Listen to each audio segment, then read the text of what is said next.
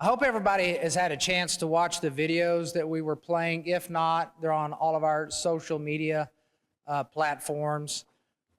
We want you to like and share those. It's important that we get the message out. So please, on your personal accounts, wherever you can get that stuff sent out, please do so. These were made to support all of you and bring awareness to jail operations. And I know some of you have videos at your own, at your respective departments. We need those. Take a risk with us. Send us your videos. We need them so that we can get the message out. You're going to see that we have several, in the next two videos I'm about to show you, we have several incidents that have occurred in jails, but the jails have been too out of sight and out of mind. We see what goes on in the streets through body cams, and they release these videos, and so the public empathizes with the officers, but when it comes to jails, they don't see what we do. And so we've got to get that out there so the public can understand, because just as the sheriff described, Sheriff Rowe, the public shows up when there's laws concerning jails, and the only information that they have to go off of is the negative publicity because somebody died in a jail or there's a bad use of force, and that is what their ignorance is based on, and we have to cure their ignorance with some education. So please do your part.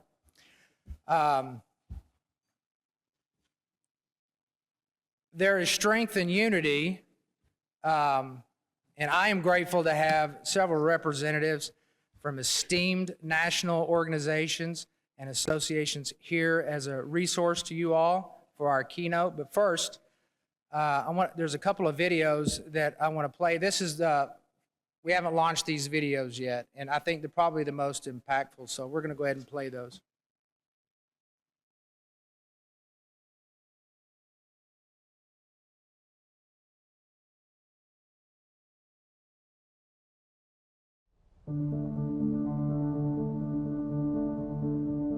We often hear about death that occurs in jail. I think it makes sense to everybody that people are coming into jail after making the worst decision on the worst day of their life. There's a lot of depression, suicide, mental illness that occurs in jail. People come to jail, they have lots of problems. And it's unfortunate that people, they attempt suicide. Many folks have had to intervene in a suicide attempt and save a life. There's the problem if there's any fighting or disturbance among the inmates, and this is constant for a 12-hour shift, day on, day out. Out on here. You'll hear on the news all of the suicides that happen, but you never hear on the news the men and women that go in and save lives from preventing somebody from committing suicide.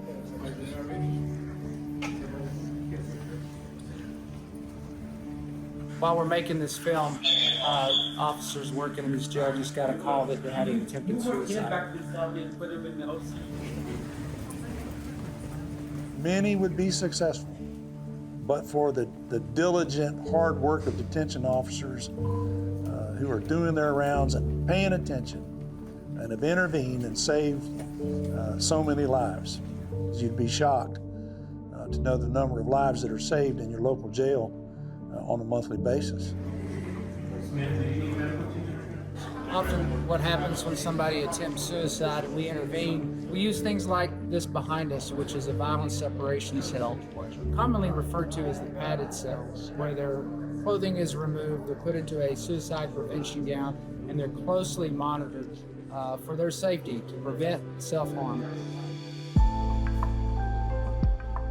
Boils back to, what are we doing in the training realm? What are we doing in the system and assessment realm to make sure that our jail staff has all the information they possibly can have to make the best decisions on where to house and how frequent the observation needs to be on those individuals. I'm incredibly proud of our staff. They are compassionate and advocates for the inmates. They want them to do well. And so far this year, we have intervened and stopped 259 suicides. I think if you look at the statistics of death that occurs in jail relative, especially with suicide, relative to what goes on at mental health facilities or just in society in general, you'd be surprised to learn that jails are a lot safer than people realize.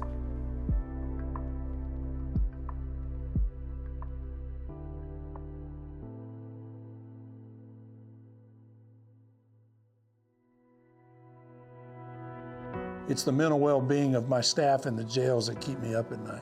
It's a tough job. 60% of our population here today suffers from some kind of mental illness. It represents a real challenge for us. Jails are a social and psychological cesspool. We take the worst that society has to offer, and then we manage them. And in low ratios, meaning there's one officer for 48 and up to 72 inmates. There's inherent dangers in both sides of the profession, but where a street officer deals with somebody for maybe a couple of hours and then brings them to the jail, they're bringing that same person that's accused of that crime that they were in that situation with into these walls where our detention officers spend 12 hours a day with them. If they are suffering from serious mental illness, or they just have by nature violent tendencies, intoxicated, under the influence of some form of narcotic, that can create a lot of potential for them to become violent. Until we can get them stabilized, they create a significant risk to our staff. I challenge anybody. You put that uniform on and you go inside the walls of the jail on a daily basis. Do one shift, and I assure you that your entire outlook on what a detention officer does on a daily basis will change.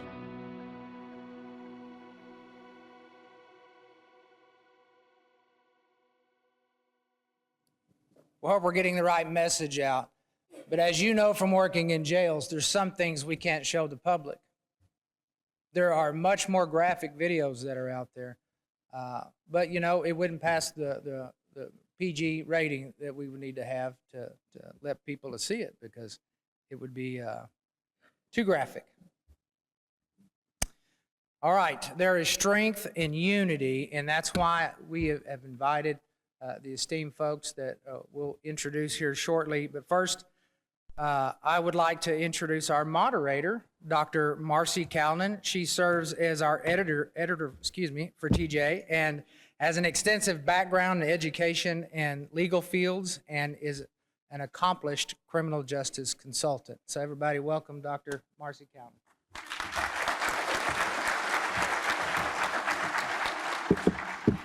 Welcome, everybody. How am I doing with the mic distance? Everybody good? Everybody can hear me? Okay.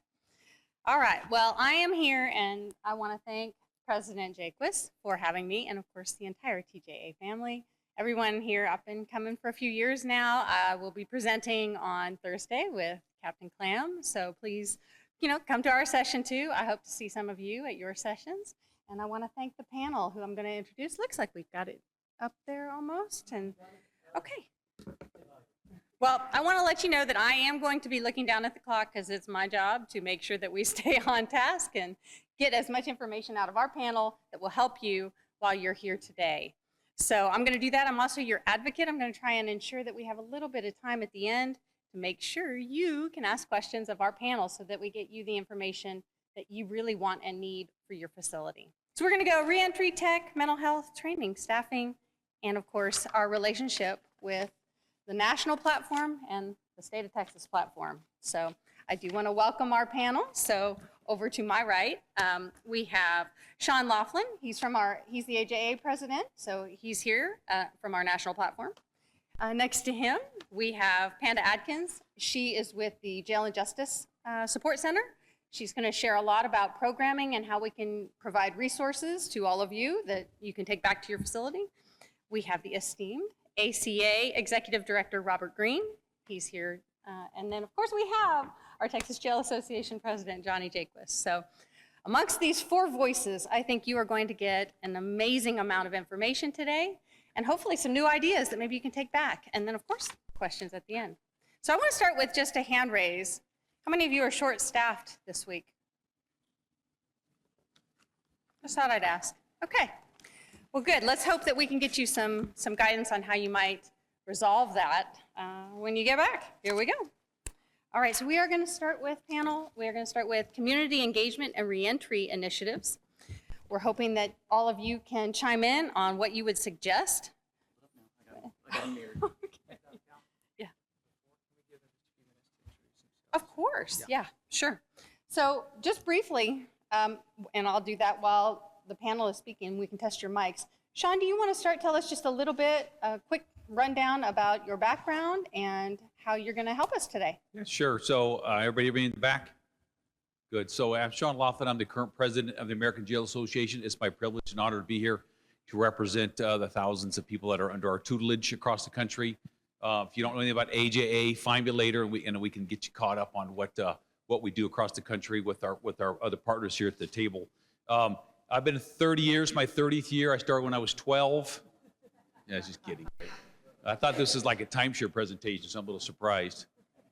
So all kidding aside, we're very excited to be here. I had the unique advantage of sitting on a national platform, so I get, like the two of my colleagues next to me, we get to interact on a national level with what we call a lot of the national players, right? And the one consistent theme that we get from all of them is they just don't know what we do.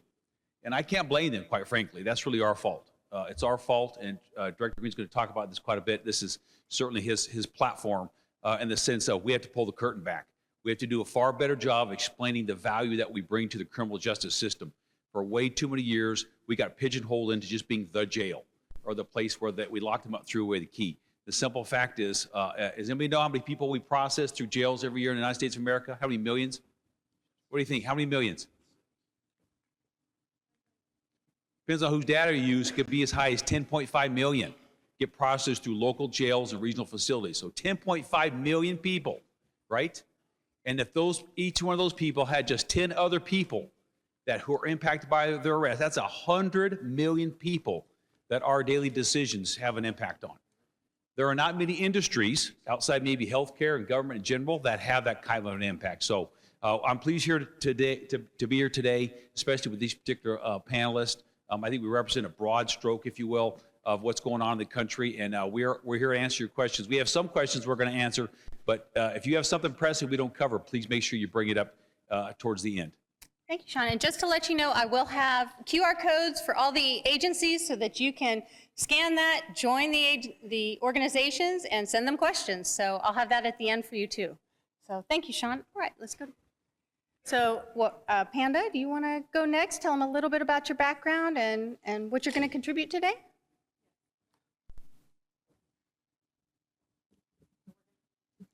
I don't think so. Oh, there we go. All right, good morning, y'all. My name is Panda Adkins, and I am the director of the Jails and Justice Support Center. In my past life, I spent 17 years with the Davidson County Sheriff's Office in Nashville, Tennessee. Primarily, all we did was jails. We had 5 facilities when I left and about 3,500 people in custody. So I had the privilege of kind of growing up in corrections there. And then I spent 10 years with the National Institute of Corrections as a correctional program specialist in the jails division with a little bit of share time, and was fortunate enough to get to work with jails across the country on a variety of different topics, from inmate management to leadership and culture. I managed the National Sheriff's Institute portfolio before I left to take the position I'm in now as the director of the Jails and Justice Support Center. So this is my 28th year in the field, and if Shawn started when he was 12, I was 10, y'all, when I started. We got to play that for what it's worth, right? So super excited. One of the things I love about doing this kind of thing and partnering with folks like the Texas Jail Association is that we always get to learn so much from the work that you guys are doing on a day-to-day basis. And it's a great way for us to keep our thumb on the pulse.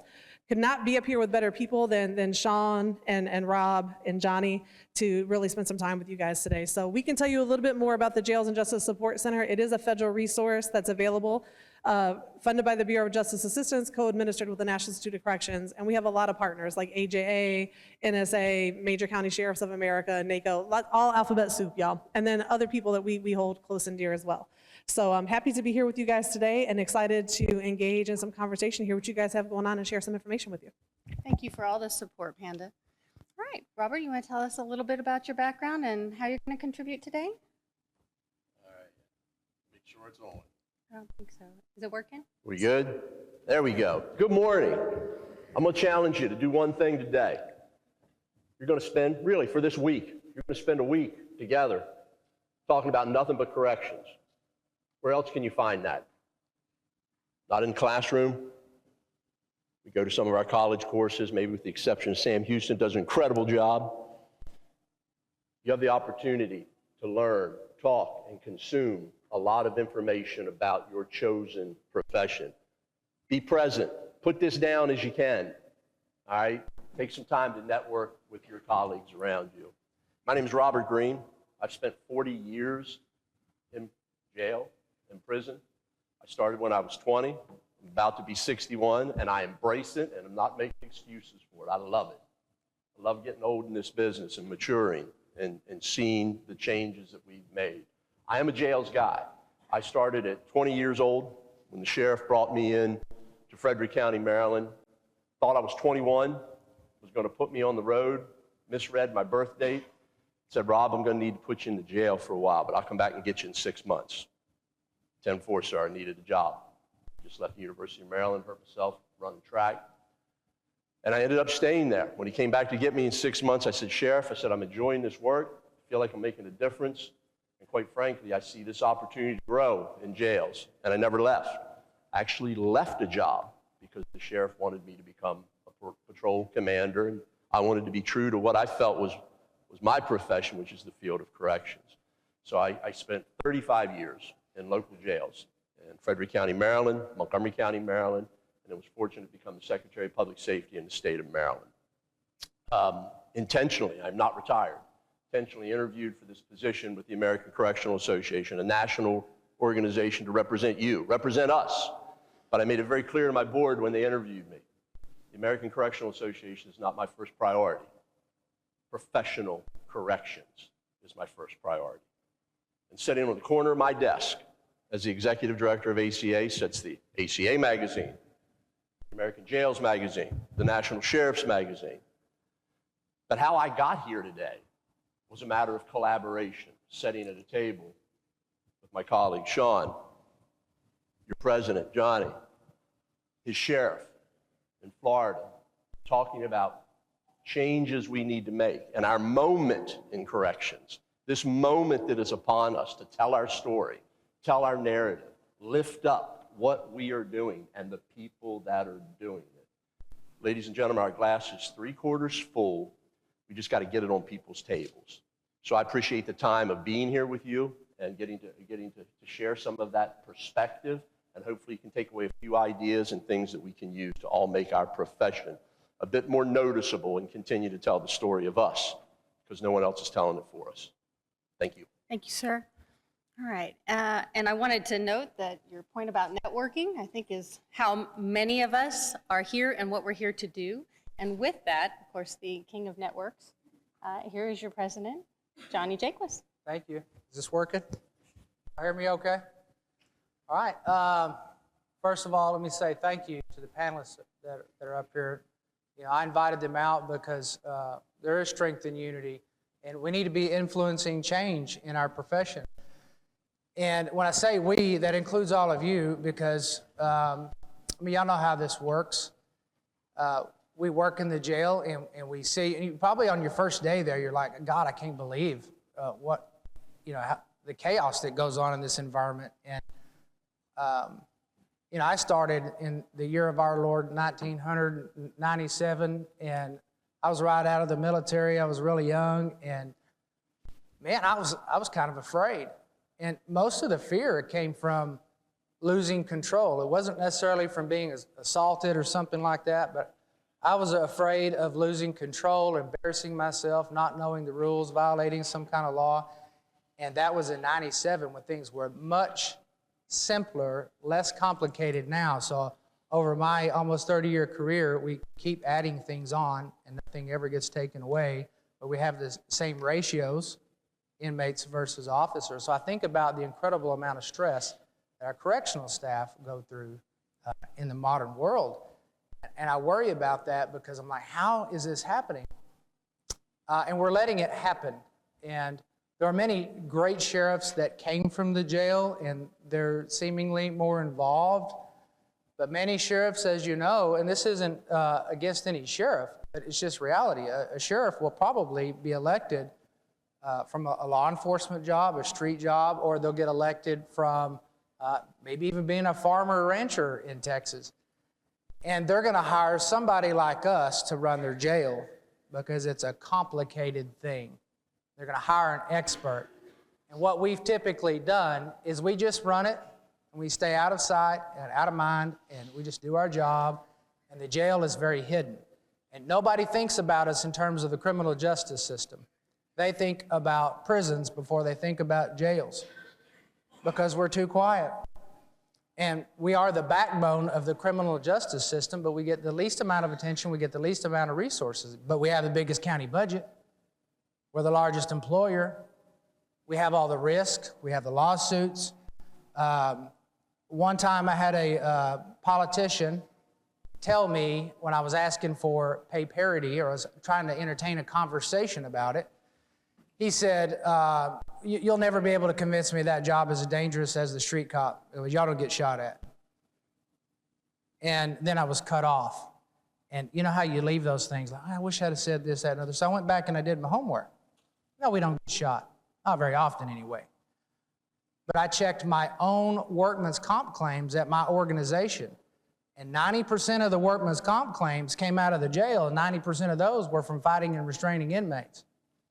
We're assaulted more. There's a higher rate of PTSD than any other profession. And so having everybody here is important so that we can start pushing back and start bringing awareness nationally. This is, all this that I'm talking about goes back to why you all raised your hands, why we can't staff our jails. And why would anybody want to work in a jail? Why would anybody say, I want to be a jailer when I grow up? And we can do better. We can do better with our culture. But we got to start taking better care of the staff. We can't do anything great until we take care of our staff first. That is my opinion. Okay. All right. Thank you so much for that, and recognizing all of the hard work that everyone in this room has done and does every day. So with that, I think, are we ready to start some of the questions? All right. Well, I might start with you, Panda, for this one. Okay, we'll start there, and then everybody will just kind of jump in. We're going to be very conversational today. We'll do some questions at the end because it's a fairly short time that we have together. All right, so we're talking community engagement and reentry partnerships. So if you want to talk a little bit about programming and resources, things that you're seeing, trends, we'd love to hear it. Thanks, Panda. Yeah, thank you. Welcome. So first thing about reentry, right? The jail is part of our communities. It's not separate and apart from it. It's part of our community. And I think sometimes the biggest lift that we have experienced, or at least in the folks that I've worked with, is really twofold, right? A, getting the community to see the jail as being a part of the community, not just where some people go, right? But these are people's relatives for the most part. These are citizens. These are people's mothers, brothers, sisters, husbands, cousins, whatever. And then the folks in the jail also seeing ourselves as part of the community, because there can be so much of this things that we experience that are not common to the normal public, right? And so really getting those folks engaged and involved in what we do. When I was in Nashville, Sheriff Hall would often say, our job is to return people better than when they entered. And he spent a lot of effort helping us humanize the field. So we did a lot of civic events and community service events and things like that. It wasn't just to promote the sheriff's office, and part of it is promotion and branding, those kinds of things, but it really was to begin to allow the community to see the folks that work in our jails for the people that we are and the services that we provide to public safety, to the services we provide to people's family members and relatives, to the services that we provide when people are being released back into our community. How many of y'all have seen somebody in booking on Tuesday, and then that weekend you saw them out at the grocery store or Walmart or some other place, right? These are folks we're going to see again. Most of these folks come back to our communities. So there's a vested public interest in the way that they return and the way that we build those relationships with the community for our agencies and for our job, and build those kinds of support systems. So there's lots of different programs that are out there. It just depends really on, where you guys are, where you want to put your effort and energy. Obviously, things like work release, and a lot of people are struggling to keep work release numbers up, but that concept of people going back gainfully employed or having an opportunity to engage as a productive tax-paying citizen when they get out. Continuity of care models, right? How many people are coming into your custody have some sort of substance use disorder, right? I should see probably every hand in here going up, right? So how are we returning people back and building those relationships with community service providers? Mental health, how many people in your facilities are have some sort of mental health need and or diagnoses, right? And as these folks are going back into our communities, how are we partnering with those folks that are in our communities, that are community service providers that can help make those connections while these folks are in custody? So there's lots of ways and opportunities, but substance use disorder, mental health are some of the big ones. Obviously things like work, employment, education are other areas that people are exploring. So I think some of it is about perception and culture, and inviting those people in and having people be invited and welcomed to this collective space that we serve in public safety, and then building those relationships. Great. Shawn, did you want to comment kind of on that national platform, what you're seeing? Yeah, I would. That's great, Panda. You said a lot of things I think we all need to talk about. I think the biggest thing we're seeing on a national, and I'll just start with a little poll, right? How many of you, this is your first time, go ahead and stand up. I'm going to ask you 2 questions. The first time you've been in a conference like this, stand up for me. I know we did this before. Come on, those got, yeah. I know y'all ahead of the beach yet. Golf, right? Now, do me a favor. If you were born between 1980 and 1996, stay standing. 1980 and 1996, right? So about half the room. Director Green talked about this is our time, right? This is our time, right? Because it's the millennial generation is going to be supervising other millennials. And you're far more open to what I call the middle ground, right? You got the lock them up, throw away the key punishment model. You got the rehabilitation model. Neither one works by itself, right? We have to get back in our community and engage with our city councils, our county commissioners, our funding authorities, and let them know, clear and understanding, that you don't mind being agnostic in that area, that you can parlay, if you will, both those models into successful reentry. Because the simple fact is, my sheriff says this all the time, there'll always be enough new crime to keep the jail open, right? Every community, there's always be enough new crime. What we need to do is put a dent in the repeat offenders, and that's what reentry is about. So it's really about identifying from a local and a state level what your agency's position is going to be, right? Where you want to go with these programs to ensure that you're engaged with the community, right? I talked about this before, right? We have to pull the curtain back. Director Green says this all the time. We have to pull the curtain back and explain to them that we are the critical component of the entire criminal justice system. If you take jails out of that scenario, you have absolute chaos. I could give you a laundry list of third world countries all over the world where they don't have any jail or correctional system, and it is absolute chaos. But the same thing is, you can't lock everybody up and keep them there forever, because to Panda's point, they're coming back into your community. You are going to see them. They are going to be at the grocery store. They're going to be at the doctor's office. They're going to be engaging with you. So we have an obligation to make them better than how we found them. I love that mantra, right? But it starts with, what is your operational philosophy at the highest levels of your organization, and are you partnering with those agencies that can help support what you want to do versus you just being the receiver of what somebody else wants to do? You have to shift that dynamic around. Thank you, Shawn. So to that point, Johnny, I'm going to shift over here. He talked about having both models, rehab and punishment. Could you speak to that a little bit? Well, I would say that the public expects us to teach people a lesson. Where's the lesson plan? Because storing humans, warehousing humans, does nothing. In fact, well, they're learning lessons, all right, because there's still a classroom going on. It's just that we're not the instructors. They're learning it from their fellow cellmate that are teaching them the entrepreneurial skills of being a shade tree pharmaceutical rep and all these other things. So that's what they're really learning. And, you know, not everybody's Charles Manson. To your point, Shawn, you have this crowd that thinks, you know, everybody's Charles Manson, hang them high, lock them up, throw away the key. Then you have another crowd who's, oh, everybody just came from broken homes and they're not a bad person. And they're sort of both correct. But jails have everybody. And it's not hug a thug. It's a strategic way to manage your inmate populations. We have a captive audience. And when I'm talking to the public, the analogy I use is Tarzan. Because everybody knows who Tarzan is. If you take Tarzan out of the jungle, who's learned how to survive in the jungle, and you release him downtown, you know, it's going to be chaos. Perhaps Tarzan is mentally ill or something else. Yeah, he's going to wind up in jail. And we're going to lock Tarzan up in a cage for 6 months poke him with a stick when he gets loud and misbehaving, feed him 3 times a day, and then after 6 months, let him out. We expect something different. Well, we have to teach people where their parents and the school system has failed. We have to have a lesson plan. Right now, it might be an 18-year-old new hire that was driving an Uber 6 weeks ago or something like that with a high number of people. And so if that was an actual classroom, we would never do that with teachers, right? Have up to 72 or 48 people with one teacher, and then with half of them being mentally ill, 80% having addiction issues, they all have behavior problems, then that classroom would be a special needs detention class.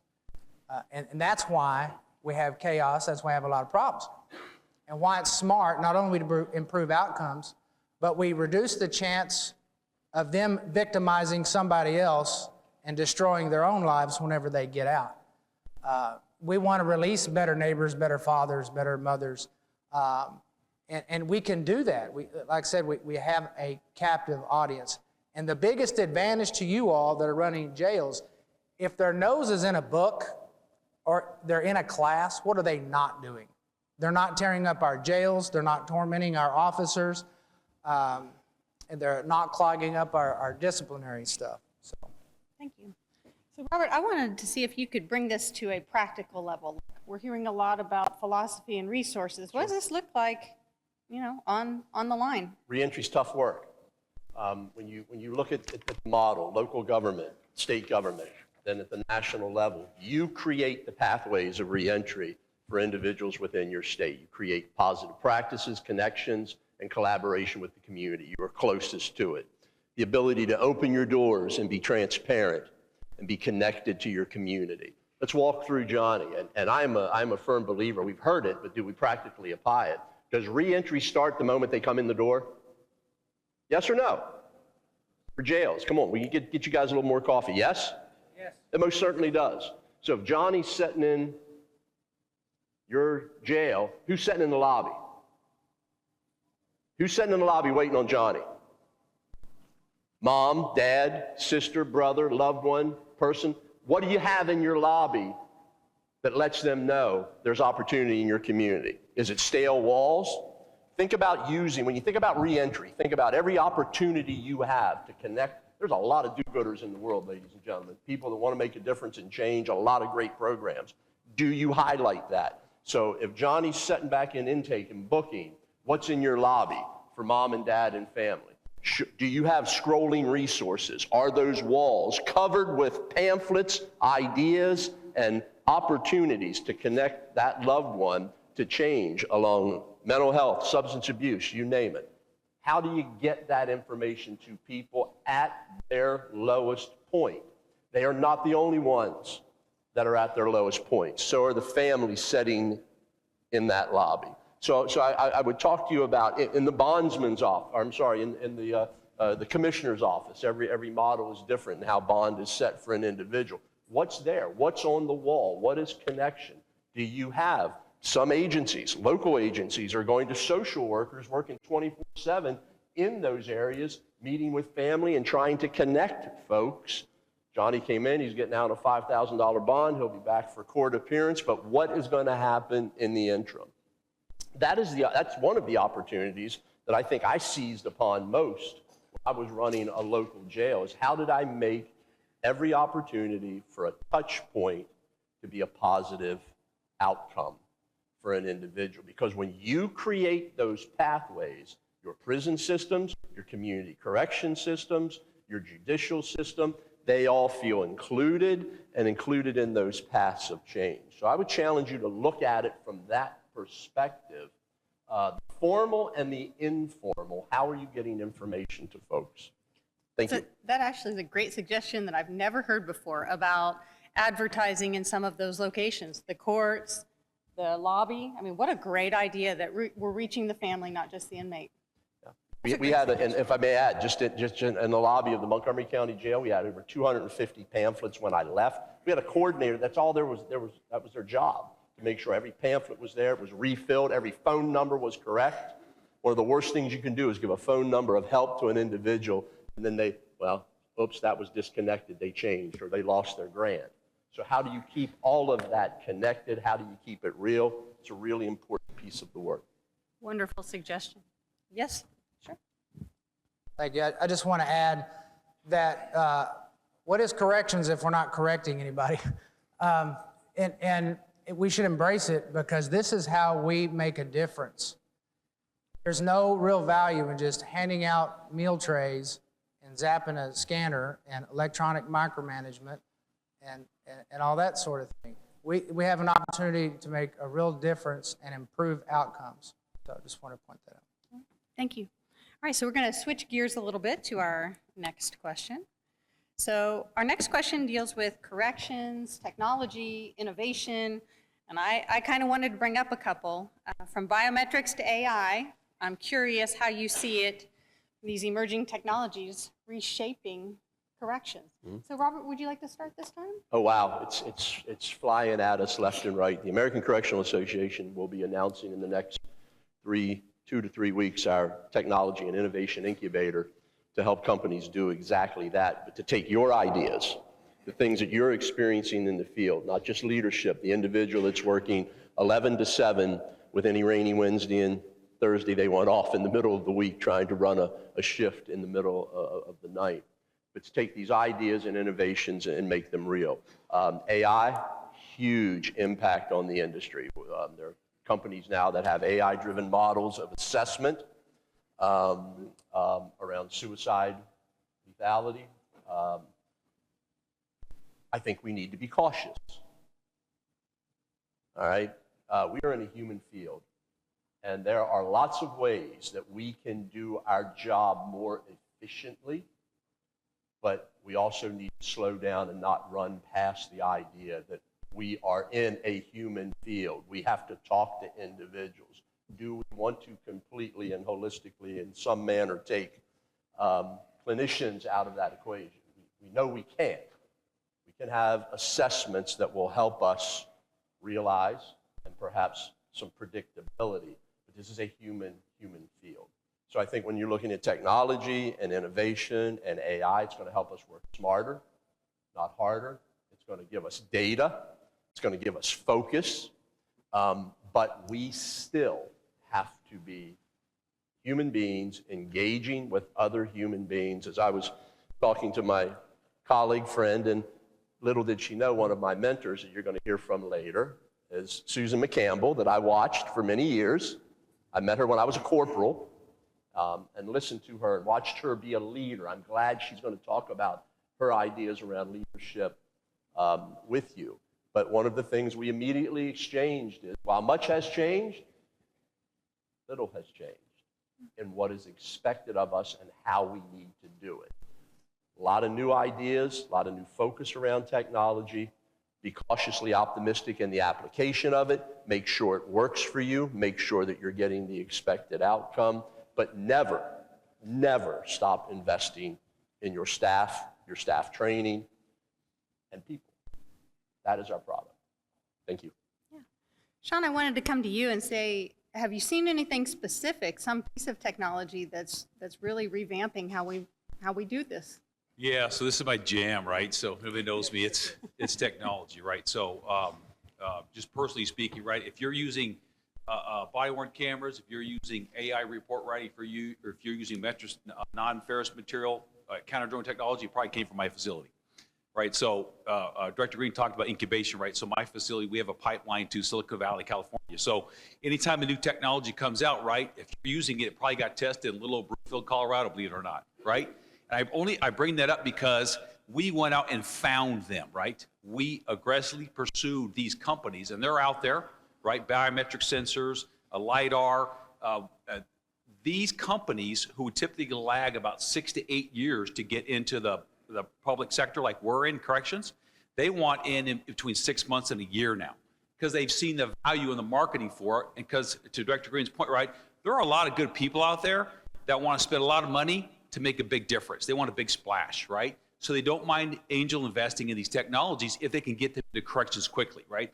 They don't want that 6 to 8 lag time on the return on investment, right? Now, are they going to try and sell you something at some point? Absolutely, they will. But if it enhances the safety and security of your facility, then I say why not, right? If you can protect your staff and protect your inmates using these technologies and lower the overall liability, the future is here, my friends. And the biggest reason why it's so fast now, because of that group that was just standing up. Nothing against my baby boomers and my Gen Xers, I am, right? Right? I didn't grow up in technology. Technology for me was the Atari, right? And for my father, who's a boomer, technology might have been using a microwave when he was a kid. Let's be honest, right? But for many of you in this room, technology, you've known it since the day you're born. And now the Gen Zs, right, that have come in since 1997, right? There's some in the room as well. I can see your little smiling faces. You've always known technology since the day you were born. So you're very apt at it and you're very interested in it. So my first suggestion for you would be get a technology committee together, right? Find your brightest people who are truly interested in technology, right, in your agencies. Meet maybe once or twice a month and just start Googling stuff. Get on AC's website, JGSC website, and TJA and AJA. Get on the websites and look at the vendors that are actively right now today looking to embed their technology in your jails. They're out there, they want to do it. I would highly encourage you to do it. It can be very successful, and it is what I call the equalizer. Staffing is always going to be staffing. It's been that way for decades. And while we aggressively pursue heightening the value of our organization, heightening the value of what the correctional officer role in the criminal justice system is, right now technology is at the forefront to help mitigate some of those staffing issues and make your staff more productive and help them feel safer. So I would say it's out there. We just have to go get it rather than wait 6 or 8 years for them to come and engage us. Thank you. I love the idea of having, the techies that are already on staff get to be a committee and investigate it because they're interested. I love that. All right, Johnny, did you want to speak to this? Yeah, so I share Robert's concern with being cautious with new technology because, for example, a lot of this technology is a huge source of stress for us. It starts out as good intentions, but, look at, for example, teaching a wellness class or leadership class, a number of times I had officers tell me that they had nightmares, woke up in the middle of the night thinking they were late for a jail security check. Like that's a real thing. Their guardian alarm went off at 2 o'clock in the morning and they wake up with a nightmare. So some of it can be problematic, but then also in many ways it's beneficial. And I was talking to Shawn last night. The diabetics and this Dexcoms and these constant glucose monitors, we can actually use that on inmates and instead of going around and doing blood sugar checks. I mean, that saves a lot of time and resources and saves lives because we instantly know when a diabetic is bottoming out. The watches, that sort of thing where we're getting into the biometric stuff, huge safety component in that. But other than that, I have to rely, like Shawn would be my go-to guy for if I'm going to vet some technology. So, it's important to know who your folks are to call on for those sort of things. Do you have an idea how you would find out who the techies are on staff? How would a facility figure that out? At my agency? Sure. Well, I just ask. Oh. Yeah, so it's simple. We just send out, hey, I would bring it up at a staff meeting. Who are your folks out there? Because, I always say we work with each other. You don't work for me, you work for the county. And just, go around to briefings and you can ask your staff, hey, who in here knows how to do, who's a Excel? I mean, I'm still with Excel, right? And I know there's, I have to use, y'all ever heard of ChatGPT? That stuff has saved my life. I mean, it even helps me with my golf score. I can only imagine that using that stuff would help with everything in the correctional space. But I'm also, like Robert said, I'm cautious to use that sort of thing because, it's sort of scary for me. Okay. I think Robert had one more comment on this. Just to speak to the president's point, when was the last time you asked your staff for a resume? Not a resume about their employment, but a resume about who they are. It was a practice we did probably 10, 15 years ago, and did it periodically every couple of years afterwards. Have your staff submit to you a resume of who they are. You're going to find ball coaches. You're going to find lay pastors. You're going to find people that are in technology. What are their degrees? Absolutely in. Many of the individuals that are coming to our work, their degree is not in criminal justice. About 20%. It's in technology. or programming, something of that nature. Find out what resources you already have. How do you do that? How do you go and understand the 300 people that work for you, who they are? You see what they do every day in your facility. How do you find out who they are and then apply that who, that passion, that thing that they do in their personal life or have done in their past that's dynamic and you can apply to change within your organization? Think about doing that, and I think you'd be interested in what you may find. Thank you. You're welcome. Thank you. Just as an aside, Collin County Sheriff Jim Skinner started an equine therapy program, finding out who on staff has horses. Might want to help with that. Just a thought. Great idea. Thank you. All right, so we're moving on. We're going to talk about mental health in jails. I know this is a sensitive topic, so what policies or programs are you recommending for helping the mental health initiatives across the country and in our state? Johnny, would you like to start? Okay. The system is incredibly broken with mental health. As you all know, we have become the de facto mental health institutions. It stems back to whenever the insane asylums were closed back in the 50s and 60s because they were deemed inhumane. We created videos on this topic. That's probably the biggest issue, I think, that corrections is facing. And look at all the stress it adds on to our staff and the building. And I'm pretty sure that most of you don't have the same resources as an actual mental health facility. So every day we're like putting 10 pounds of gravel in a 5-pound bag. And the only real solution, unless you embrace becoming a hospital, is to push back. So I think at this point, you all definitely know how to fix the problem, which is create more resources out in the community. And the politicians know, because there's been countless studies and boards. I mean, everybody knows in the criminal justice system that we need more hospital beds, bar none. You can't even get into a long-term facility unless you've committed a crime. And you're going to wait several years for that person. So we've criminalized mental health. So the only real solution is to build hospitals and then have a pathway for people to get long-term treatment. Otherwise, they're going to be out on the streets with a cardboard sign begging for money and getting, where you have homelessness, you have mental health, and you know that eventually that they're going to wind up in our jails.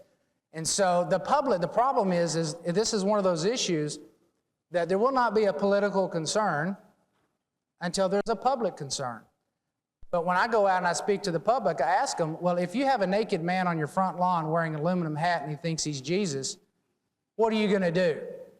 And they're going to say, and I say that because that's happened, okay? We're the only country on the planet that will arrest the naked man in the park.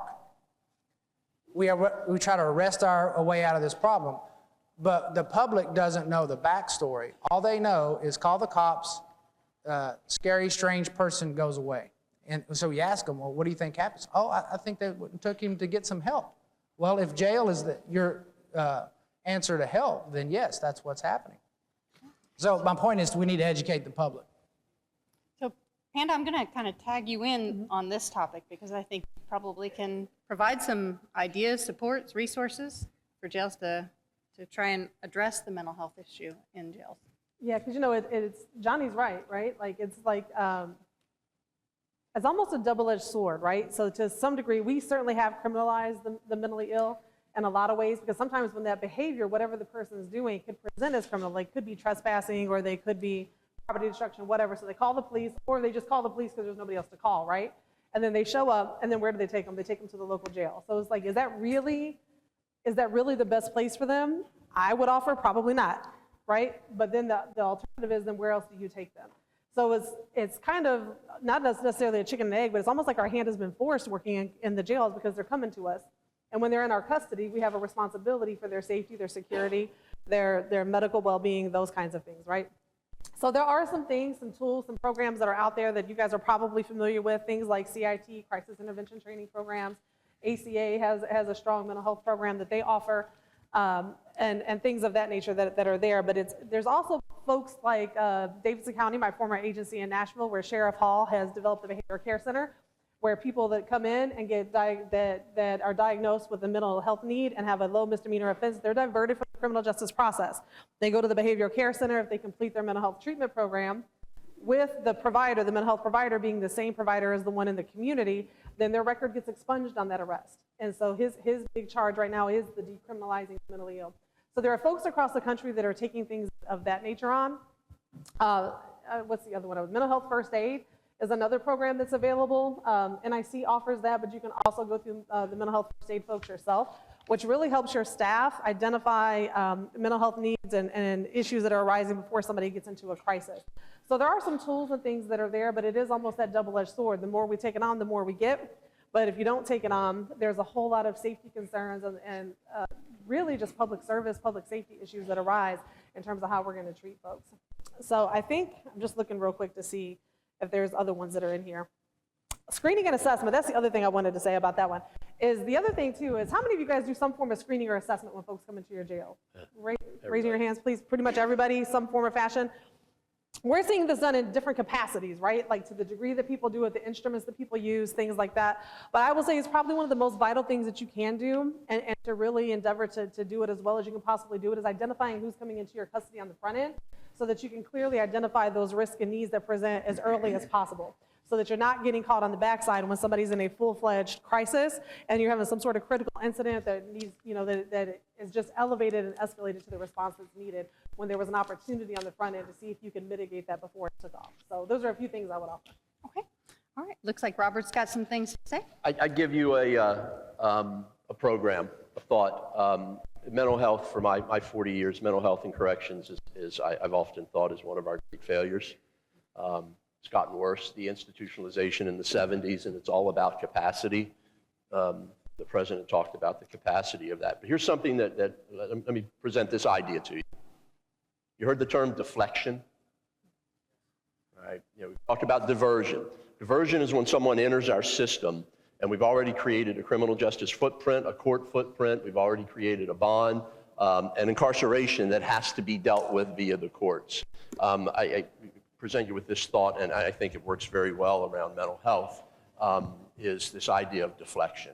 In my state of Maryland, we had 23 hours, 59 minutes to institute an arrest and get an individual before the commissioner's office. One of the things that we did that really helped us reduce our mental health, behavioral health population was deflection.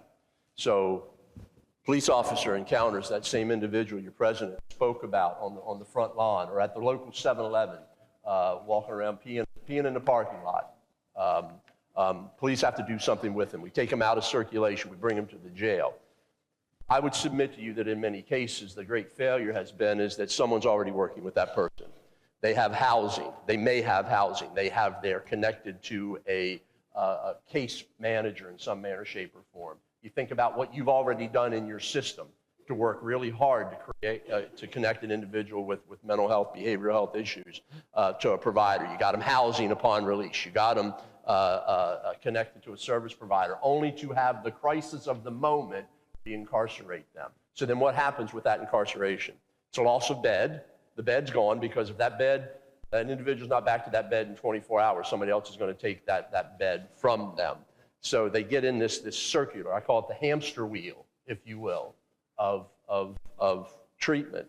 Deflection can really help diffuse that, because if you can take that individual, working with your law enforcement officers, working with the jail, and say, all right, Johnny, we give us 6 hours. 6 hours to do some level of sobering, because a lot of crisis around mental health is driven by substance abuse. Can we do a little bit of sobering? It's something corrections got away from, but it's a reality. We don't call it that. We don't do sobering centers, but we are in that business.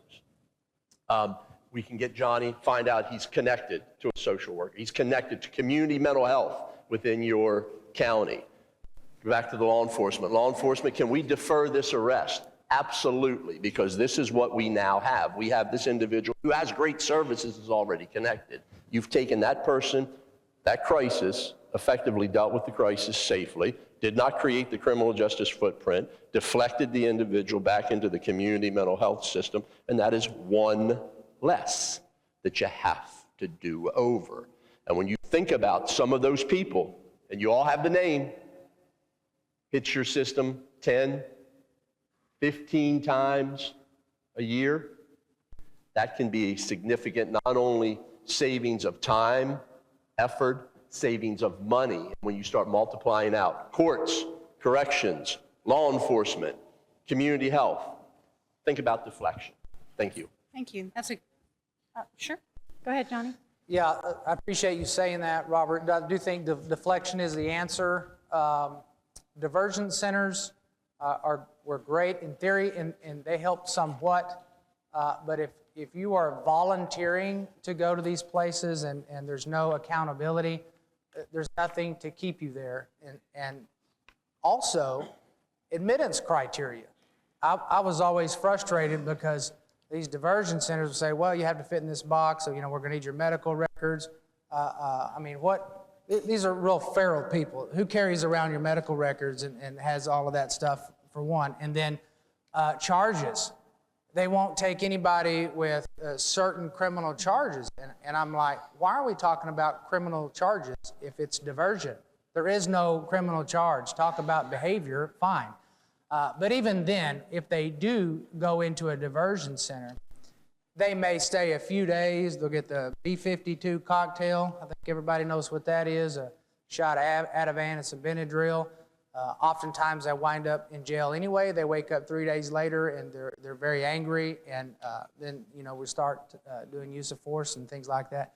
The other thing is I just want to mention that I never thought in my career, when I started in 1997, and I was going to do criminal justice, that I would see people getting arrested from a group home. I mean, and I never thought that we would have to have jail commission have a committee for IDD. We are arresting people out of group homes with the mentality of a 6-year-old.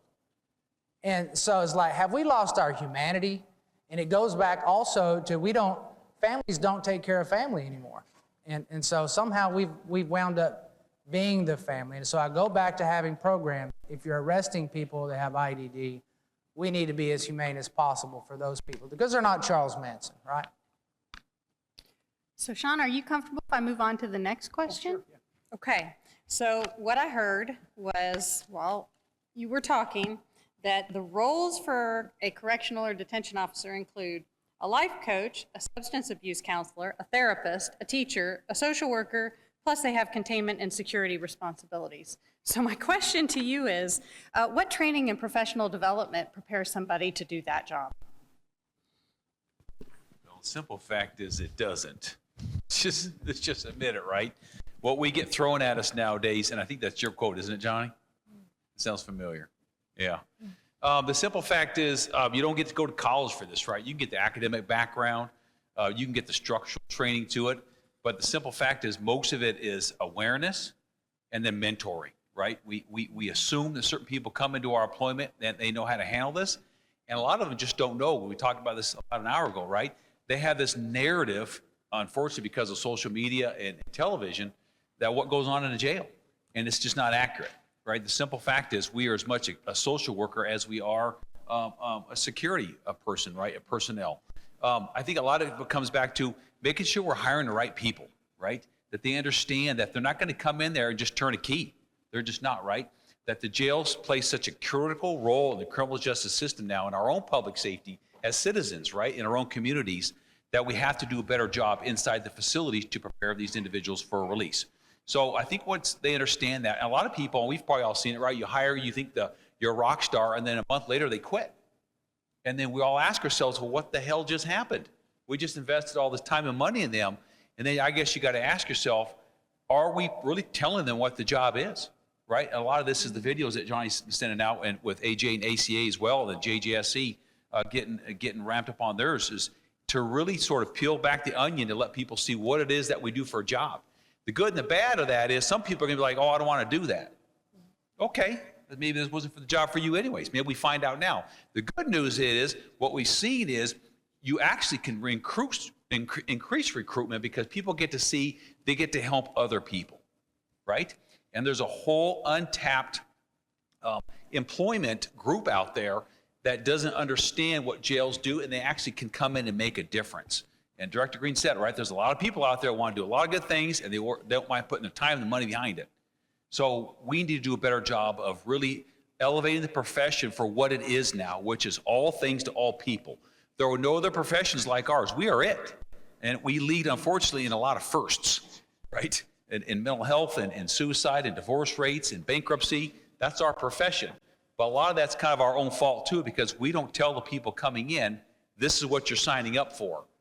And then let them know that they can make a difference, and it's not just gonna be turning a key every single day, 24 hours a day. So I think a lot of it is our own awareness and actually going out and finding those people who truly want to make a difference in their community. Because if you do, this is the job for you unequivocally. I would agree that this generation, the big question is why? Why am I doing this? What's in it for me? On what he said, I wanted to direct to Johnny. Can you talk about how you treat your staff as professionals so that they feel like professionals? Well, sure. So I think everything goes back to culture. You know, we own the cultures that we have, and we directly influence that. So it's important up front. At my organization, we teach you're a programs facilitator as a part of your basic responsibilities. You are a social worker. That needs to be included in your training program.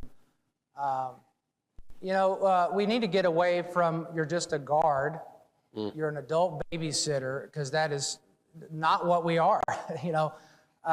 And so if you want your culture to change, start teaching leadership and management. We do a great job at teaching them how to enforce the rules, but the other stuff is sort of an afterthought.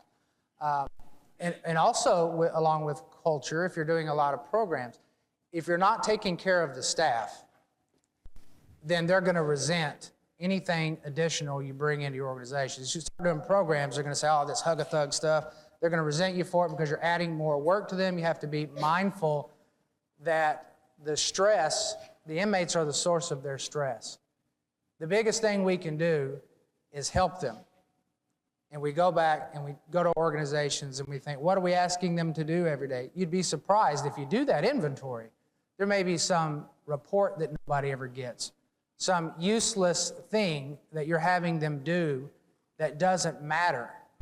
Eliminate what you can. Going back to what I said earlier about over the years, over the decades, we keep adding and adding and adding and adding. We never take away anything.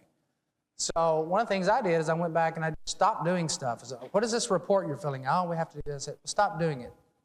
Let's see who gets pissed off. Then we'll know if it's important. But you know, it's like the core things that we should be doing are taking a back seat to things that we're doing administratively and this, that, and other busy work. And so I think anything you're going to do starts with what do you need to do to make the environment and the job easier for the officer first. Could you follow up with your cell phone policy for staff? Oh, sure. I let my staff take their cell phones anywhere in the jail. We have a policy on it. Who wants to work at any organization anywhere where you search them, take their phone away from them, you're telling them, I don't trust you, and neither should the public. And it's been a knee-jerk reaction because officers have brought them in before, whatever. But if you treat your staff almost as if they're a criminal themselves, then that's who you're going to hire, because what respectable person that you want to come in and take that job, that wants to be that social worker, that wants to be engaged in this line of work, and they can't even be trusted with a phone and check on their kids. And think about your applications that you're missing out, because we've all been raised with our cell phones anymore. We're so used to having them. And we don't think about it because, well, everybody here is used to not having their phones, but we don't think about all the applications we're missing out on because who wants to work there where they can't have their phone? You know, so anyway, we did it. I haven't had any issues. I'm not saying that you wouldn't. I'm just saying I've had it like almost 2 years now where my staff can have their phones and I haven't had a single problem. And your staff will appreciate you for it. By the way, I am 100% staff, have been for a long time, and that's one of the reasons. Thank you. Panda or Robert, would you want to speak on training or professional development? Yeah, thank you, Marcy. So, you know, there's so much to unpack here, y'all. I think the first and foremost, just human behavior in general, purpose is important, right? most of us don't sign up. And there's lots of stuff out there, John Holland, career theory, Bandero, there's lots of people you can read about, right, that have a lot of philosophies, but there's a lot of research and science behind this too. And so purpose is a primary motivator. People want to feel like what they're doing is meaningful and it contributes to something bigger than themselves. It's almost an innate need. If you look at Maslow's hierarchy of need, that's like the top 4 and 5, right? So that ties back to what is your leadership philosophy. Shawn said that earlier. Rob and Johnny have both kind of touched on that as well. Is what is the philosophy for your agency? What is it you're telling people to sign up for, right? Being really clear about what that is. This generation, we've always needed to know why, even Gen Xers, baby boomers. It's just, we've also been very much the command and control generation, right? I told you to do it, so you do it, and that's that. You know, I asked my mom why, because I said so, you know, and if that was, you didn't like that answer, too bad, so sad. Suck it up, make it happen, right? And so we've seen a shift in the folks that are coming into work in our facilities as well, where it has become, they're more vocal, I think, about it. It doesn't mean that it hasn't always been a need. I just think that they're more vocal about it in this situation.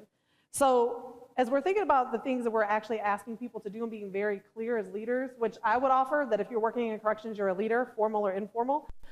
There are formal at the sheriff or director's level, your jail administrators, your supervisors. But in taking on that leadership role, there has to be continuity in that messaging throughout the organization, right? Johnny's right. A lot of times the population we have in our custody can be a cause of stress. I would just say for me personally, what I did as a corrections officer versus supervising a whole division of the jail, sometimes the staff was a little more stressful for me than managing the population, because life happens and you're dealing with a lot of life situations when you're managing staff and somebody else's body of work. And so a lot of times what we do is we select people for supervisor's role. They were a good officer, they'll be a good supervisor. Different skill sets. But how do we then take on an onus or, again, leadership philosophy? What is our job in preparing that next generation of leaders? What we have heard nationwide during my tenure with NIC and definitely during my tenure with the JJSE is that there's a gap in that mid-level supervisor training. A lot of folks are retiring and we really haven't bolstered up that group to have them ready to step into some of these leadership roles and to take on some of those responsibilities that we're looking for. So not only could you be losing some organizational content and knowledge, but you're also somewhat losing skill set because we don't always prepare people to step into the roles that we're asking them to take. There's a lot of things out there. I'm gonna offer just a couple of resources. I'm gonna be quiet so Rob can take it. But there are some things that are out there. The National Jail Command Leadership Academy, I think we saw several graduates in here. The Jail Executive Institute, NIC for sheriffs. I think we have some graduates in here of the National Sheriff's Institute. Even sheriffs at your level, for the sheriffs in the room, shout out to you guys. But networking amongst your peers and being able to focus on your role as sheriff is probably one of the most important things you can do, because everybody's taking their direction from you in your organization, right? So the National Sheriff's Institute, they also have one for jail administration, and they're launching one for communication. So that's the NIC. They're also developing the Institute for Jail Administration for a training class, a leadership class for jail administrators, chief deputies, but stopping there, not going beyond that role of jail administrator. So I think there's several things out there. Culture, resiliency training, I think is also important. Like, how do you manage change and how do you lead in those situations? Rob said it the best. This is a people business. Technology is a tool, it's great, it's useful, but at the end of the day, we're dealing with people, and people have whole lives and whole things that are happening outside of the jail, and when they show up to work, most people, if they have a good supervisor, they're likely to stay. But anybody here work for a bad supervisor or work for a good supervisor is diametrically different, and you can keep somebody or you can lose somebody, oftentimes just based on how we're leading them and how we treat them and how we build a relationship with them. Thank you. So before Rob speaks, I want you to think about questions. He's gonna have a couple of minutes to finish his thoughts on this, and then we'll do some questions. 30 seconds. We train our staff around a lot of topics. You've heard them all mentioned today. Do you allow them to apply it? Think about it. You put them in a position to make leadership decisions. It's about applied leadership. I'm a student of leadership. I read all the books. I love it. I'm pleased that we're going to have Susan McCampbell talk to us about leadership. But do you create a space for them to apply the very leadership that you've trained them? I think one of the worst examples we have is we stand in front of folks and say, listen, I sent you to this great training, da-da-da. Oh, but no, I'm not going to allow you to make that decision. Nor am I going to allow you to make that mistake. So training and professional development has to come with application, and it has to come with risk. And like when I was coming up, the opportunity to fail, and failure does not mean you lost your stripes. You immediately got pulled from that position. Failure is a part of learning. Loss is a part of success. So I would tell you around training and staff development, align it. The last thing, and it might not be popular in this room, but I'll tell you, I never got myself in trouble when I sent 20, 30 staff to conferences. Because when we went to a conference, this is professional development. When I sent a team to the conference, we talked about who was going to what. And the expectation was I never got myself in trouble with my county commissioners, never got myself in trouble with my leadership or my state leadership, because when we came back, everybody sitting in this room that I sent here, you're going to train on the very topics you went to. We're going to create a book. You're going to create a report of what you went to. You're going to stand in front of your peers at roll call and talk about the correctional knowledge that you got while you were at this conference. For the sheriff, one of the things I never did, I never put him in a position to answer to the taxpayer that said, man, I'm sending you all these conferences, what are you bringing back? Here's what we're bringing back. We're bringing back a manual of information. We're bringing back training. We're bringing back resources. We're bringing back information that is impactful from every county across Texas. You all don't get to see each other much. Steal those ideas, train them, develop them. I think those are just two practices I think are absolutely very important. Thank you. Thank you. All right, so I'm going to put up on the screen some QR codes for the various agencies who are here today. So if you haven't joined them or you would like to be able to email them if you don't get your questions selected right now, we do have a few minutes to take some questions. President Jaquess wanted to make sure that I gave you that opportunity. So we are hoping that some individuals would be happy to share some questions. What's going on in your facility that we get some answers to? And I'll call on people. We'll call it voluntold. Dr. Cal, while we're waiting for somebody's hand to go up, I did notice a distinguished gentleman in the back here, and I recognized him by his perfect hair. He is my mentor, one of my mentors, my former chief deputy.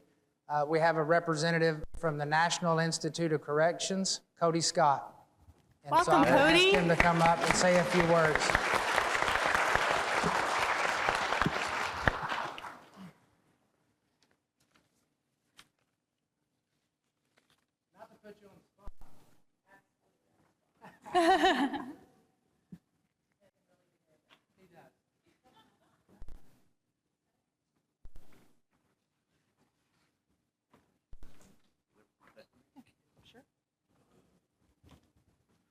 Well, good morning. Good morning. Can you hear me? I noticed in the back it's a little bit hard to hear sometimes, so I want to make sure you can hear me. My name's Cody Scott. I retired from Lubbock County after 36 years, last 13 being the jail administrator. So I know a little bit of something about why y'all are here and what you're looking for at the conference, both the fun things and the learning part of it. But what I want to do just briefly is tell you a little bit about what I'm doing now. After I retired, I went to work for the National Institute of Corrections. And if you don't know about the National Institute of Corrections, I just want to tell you, we are a federal agency under the Department of Justice, and we provide training, technical assistance, and we have resources available. And you know, one thing about it is you've already paid for it. It's paid for out of federal tax dollars, so it doesn't cost you or your agency anything. And that's huge in today's times of small budgets, fighting for budget, fighting for all the money that you can. We have different trainings that we do throughout the year. You can go to our website, nicIC.gov. Sounds kind of funny, nicIC.gov. Our resources are there. You can look at the trainings that we have available. We do technical assistance, which is pretty big, especially if you're a new sheriff or new jail administrator coming into the job. You don't really know what you're walking into with the jail being your biggest, biggest source of risk. And so we can come in and do an evaluation and assessment of your facility, give you a report of what we think are your strong points, what we think you may need to show some improvement on. And you know, the good thing about that is that we we're not tied to any agency that's like the Jail Commission. You know, we're just doing it to help you, to help your staff, and to help your agency. So I encourage you to look us up on the website. And I am your local rep for the state of Texas, and I'll be reaching out into New Mexico, Oklahoma, Arkansas in the near future. But I'm here for you. So go to that website. If you need some technical assistance, it has to come from your sheriff or your jail administrator, but they can put in the request, and I look forward to working with each of you at some point. I'll be here the next day and a half or so, so if you have any questions, just look me up. These guys are great resources. I'm glad they had the opportunity to be here and talk to you. Panda's great. Panda has worked with NIC for years, and now she's in another sister agency. There you go. So we still get to work together. But anyway, just thank you for having me, Mr. President. I appreciate the opportunity to come up here, and hopefully y'all have had enough time to send some questions up here for these folks. So what they call it, stump the chump? Is that what they? Yeah. Okay. Thank you. Right.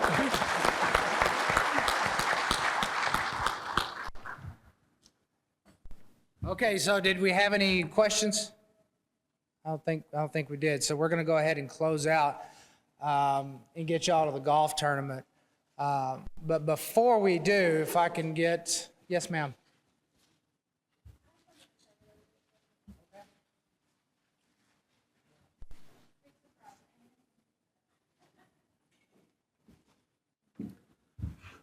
Okay, while she's getting set up, I do want to point out another resource that we have here for those of you that were interested in learning more about programs that you can do in your jail, big or small. We established a programs and reentry committee with the Texas Jail Association. We have our committee chair in here is Captain Clam. If you want to stand up, wave everybody, let them see your face. He is the committee chair, be here all week, and we're excited about what we can do with that committee. If you want to get something started, it could be something small, it could be big stuff, it could be, hey, we want to be a host, we'd like to have training at our jail. He's the guy to talk to. Okay, so piggybacking off of what Cody was talking about, my name is Amy Crockett. I'm with the Smith County Sheriff's Office. I do serve on your board as the treasurer, and I've been in this business longer than most of y'all have been alive. I also started when I was 12. So having worked with NIC, having worked with Panda, having worked with some of the resources, you guys have heard the words collaboration, you guys have heard the word networking, and things like that, and that's what you're expected to do. I love what Bob Green said about having people bring it back to them. Every time I came to a conference, when I was lucky enough for them to send me as line staff, my thought was, what am I gonna take back to my agency so they're getting some return on the investment? So that needs to be what you're thinking about. What are you taking back? Either you're taking back a better attitude, you're taking back training you can give to people, you're taking back some free pens for your homies, whatever it is, take something back to your agency. But this resource that you have available to you, well, all these resources up here, but one of the things we deal with is that they provide training. They can bring things to you, but you guys can't let people leave your floors. You guys can't, we can only let 2 or 3 people go to training. So if NIC can bring training to you that you really need, how do you make it worth the investment for them to send people out to teach you? Talk to your neighboring agencies this week. Find a way to collaborate. Find a way that 3 or 4 agencies can need the mental health training that they have, the CIT training that they can bring to you.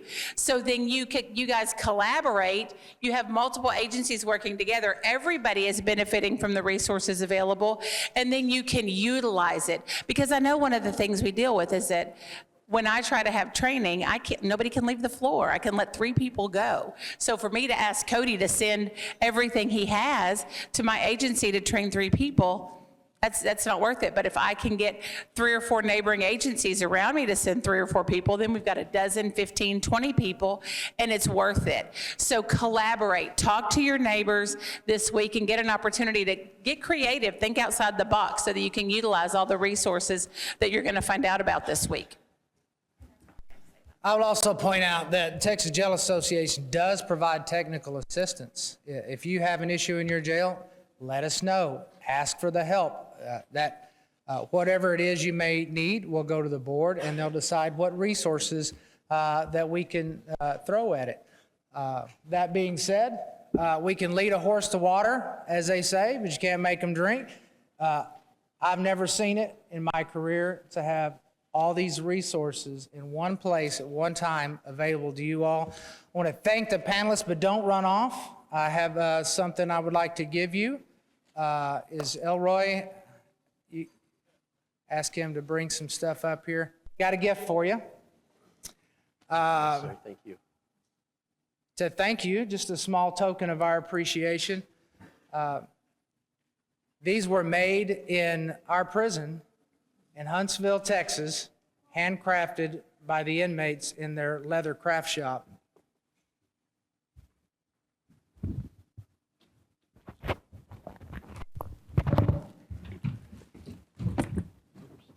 Thank you, sir.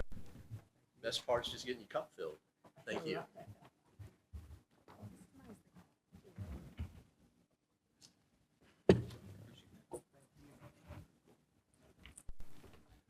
Let's give our panelists a round of applause, please.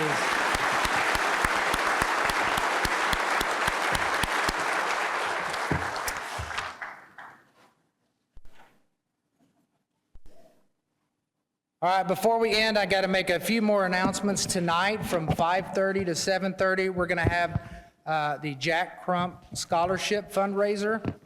Bill Ryan of Ryan Technology Services and Jim Sylvester have graciously volunteered to cook this year again, and that is for our barbecue. Of course, a big thank you to Eric Hensley for chairing the barbecue event, the event committee. At 11:30 a.m. tomorrow, our vendor showroom will be open in this room.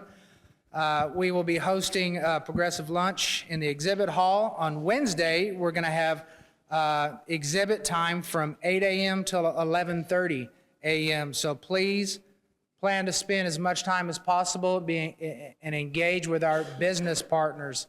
They all have lots of new stuff that they would like to inform you about. Also, we're going to have door prizes given out by the exhibitors at 11 a.m. Name tags will be required for entry into the exhibit hall and also the banquet on Thursday evening. Exhibit hall is sold out, so there are many great products and services being showcased. Be sure to thank our vendors for their participation. Our conference would not be the success that it has been without their support. Thursday night at 7 p.m., we will host the annual awards banquet and business meeting. Following the banquet, we will have casino night entertainment, and we hope that you will join us. On behalf of the Texas Jail Association Board of Directors, I welcome you all to the 39th Annual Conference. I hope you all have a safe and memorable time in San Marcos, Texas. Thank you.